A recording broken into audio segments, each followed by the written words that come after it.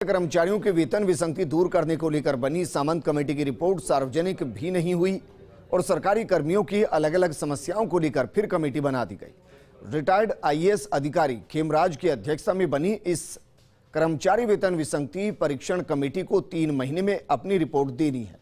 सामंत committee की report देने के 2 साल पूरे होने और उसे लागू नहीं करने के बीच इस नई कमेटी को लेकर कई सवाल खड़े हो रहे हैं।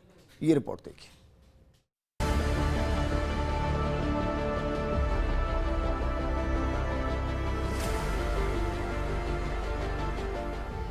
राज्य सरकार के कर्मचारियों की वेतन विसंगति दूर करने के लिए एक और कमेटी का गठन कर दिया गया है। अगर कमेटी दर कमेटी ब्यौरा देखें तो रिपोर्ट के रूप में की गई दवा या नुस्खा काम नहीं आया और कर्मियों की वेतन विसंगति और समस्याओं का मर्ज बढ़ता गया। अगर इस नई कमेटी की बात करें तो पूर्व आईएएस अधिकारी खेमराज की अध्यक्षता में कमेटी, रिटायर्ड आईएएस अधिकारी विनोद पांड्या हैं सदस्य, संयुक्त सचिव वित्त नियम प्रथम है कमेटी के सदस्य सचिव। राज्य कर्मचारी संघों से वेतन विसंगति, वेतन सुधार से जुड़े ज्ञापनों का करेगी परीक्षण। केंद्र और अन्य राज्य सरकारों में समकक्ष पदों से जुड़े बिंदुओं का होगा परीक्षण। समकक्ष पदों के तय शैक्षणिक योग्यता, प्रमोशन के चांस, पदोन्नति, पदों के वेतनमान, भर्ती प्रक्रिया, कर्तव्य और दायित्वों के लिहाज से होगा परीक्षण। वित्तीय भार सहित अनुशंसा करेगी कमेटी। कर्मचारियों को मिलने वाली एसीपी की तय समय पद्धति का होगा तुलनात्मक अध्ययन। केंद्र और अन्य राज्य सरकारों में प्रचलित व्यवस्था का तुलनात्मक अध्ययन होगा। परीक्षण करके संभावित वित्तीय भार सहित अनुशंसा करेगी कमेटी। राज्य कर्मियों को देय भत्तों की निरंतरता और उपयोगिता के लिहाज से राज्य सरकारों में तय दर और प्रचलित व्यवस्था का होगा तुलनात्मक अध्ययन। कर्मियों की मांगों के बारे में सरकार द्वारा समिति को भेजे जाने वाले मामलों पर कमेटी करेगी चर्चा। संबंधित प्रशासनिक विभागों से विचार विमर्श के बाद परीक्षण करके अनुशंसा करेगी कमेटी। कर्मियों के साथ परांज संस्था कर्मियों के वेतन विसंगति या वेतन सुधार का भी मामला हो तो उनकी भी परीक्षण कमेटी करेगी। संभावित वित्तीय भार के आकलन के साथ कमेटी करेगी परीक्षण।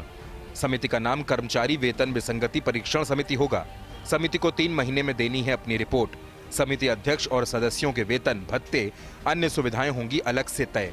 समिति का कार्यालय वित्त भवन में होगा। समिति का प्रशासनिक विभाग वित्त नियम विभाग होगा। समिति खुद के कार्य की प्रक्रिया खुद तय करेगी। अब फिर सामंत कमेटी की रिपोर्ट उजागर करके उसे लागू करने की है मांग। पूर्व आईएएस खेमराज की अध्यक्षता में बनी कमेटी से पहले सामंत कमेटी बनी थी। सामंत कमेटी का कार्यकाल रहा 2 साल 5 महीने 7 दिन। सामंत कमेटी को लेकर पूरा खर्चा रहा 89,36,015 रुपए। 23 फरवरी 2017 में हुआ था सामंत कमेटी का गठन। 7वें वेतन आयोग की सिफारिशों को राज्य के हिसाब से कैसे लागू किया जाए, इसके लिए समिति का गठन किया गया था। 25 सितंबर 2017 को कमेटी ने 7वें वेतनमान लागू करने संबंधी अपनी रिपोर्ट दे दी थी। 7वां वेतनमान तो लागू हो गया लेकिन विसंगतियां खड़ी हो गईं। 17 अक्टूबर 2017 को राज्य सरकार ने दिया 7वां वेतनमान लागू करने का तोहफा, जिसकी विस्तृत अधिसूचनाएं 30 अक्टूबर 2017 को जारी की गई। 3 नवंबर 2017 को वेतन विसंगति दूर करने का काम सौंपा गया। साथ ही कर्मचारियों की समस्या निदान करने के लिए कमेटी को काम सौंपा गया। 11 नवंबर 2017 को एरियर मामले में कमेटी ने रिपोर्ट सौंपी थी। 5वीं अनुसूची के तहत वेतन कटौती का परीक्षण करके रिपोर्ट देने को कहा था। 19 जुलाई 2018 को कमेटी के कार्यक्षेत्र में वृद्धि की गई, जिसके तहत उसे विभागों और कर्मचारी संघों से चर्चा करने, पदों संवर्गों के लिए उच्चतर वेतन पे लेवल के ज्ञापनों को लेकर चर्चा करने, परीक्षण करके सिफारिश करने की जिम्मेदारी सौंपी गई। तब से करीब 7 बार इसका कार्यकाल बढ़ाया गया। आखिरकार 31 जुलाई 2019 को कमेटी ने अपनी रिपोर्ट दी थी, लेकिन कमेटी की रिपोर्ट को सार्वजनिक नहीं किया गया। पूर्व सीएस डीसी सामंत को इसका अध्यक्ष बनाया गया था। कमेटी की सिफारिशें लागू करना तो दूर, वेतन विसंगति दूर करने की सिफारिश उजागर भी नहीं हुई।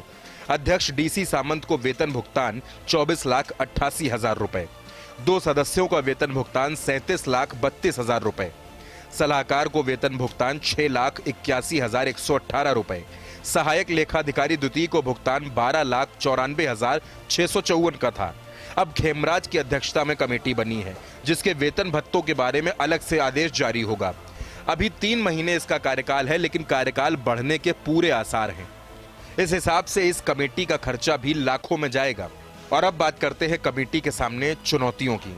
जो नई कमेटी खेमराज की अध्यक्षता में बनाई गई है, उसमें 2400 ग्रेड पे की 3 और 2800 ग्रेड पे की 2 स्लैब एक करने का फॉर्मूला। क्या इस पर अमल करने का रोडमैप बना सकेगी committee?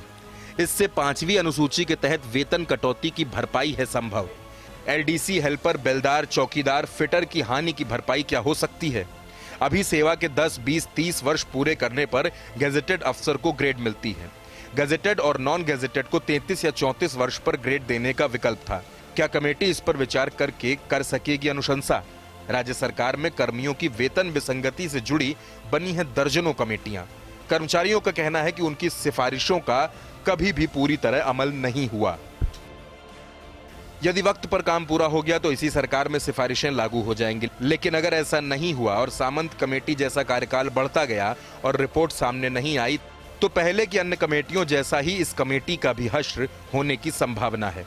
Rituraj Sharma, first India news, Jaipur.